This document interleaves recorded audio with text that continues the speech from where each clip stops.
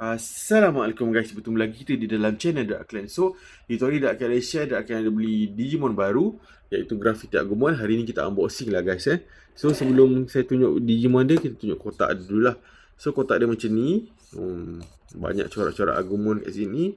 Ada telur dan ada gambar, ada pixel sprite Agumon kat sini. Logo baru, logo Digimon baru. Logo lama macam kat belakang tu. Tu logo lama, sekarang logo baru. So kotak dia macam ni. Tepi ada tulisan Digimon. Tepi sini pun ada tulisan Digimon. Belakang rupa dia macam ni. Atas ni ada gambar Agumon sikit. Pixel Agumon sikit. Sprite Agumon lah. Ni mata Agumon. Ni pun ada Agumon juga. So ni belakang dia saya nak tunjuk. So kotak dia macam tu. Belakang ada gambar Agumon. Lepas ada banyak sprite Agumon ni kat sini. Okay. So itu dia kotak dia. So jom saya tunjuk Digimon Graffiti Agumon yang saya beli. So saya tunjuk dari pandangan dekat dia macam ni. Kalau korang nak beli memang nice.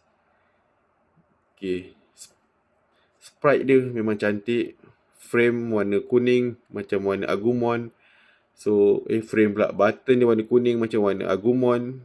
Frame dia warna hitam, penuh dengan graffiti Agumon.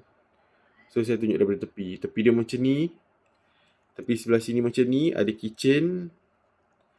Atas dia macam ni, tempat nak connect dengan V-Pad lain, boleh battle.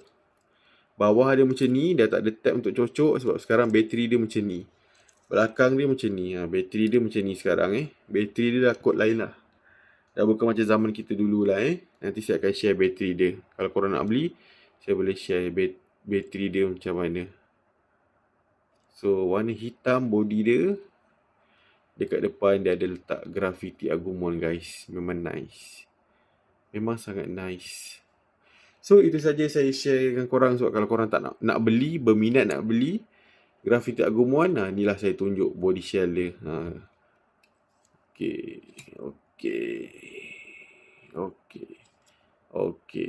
So itu dia Graffiti Agumon.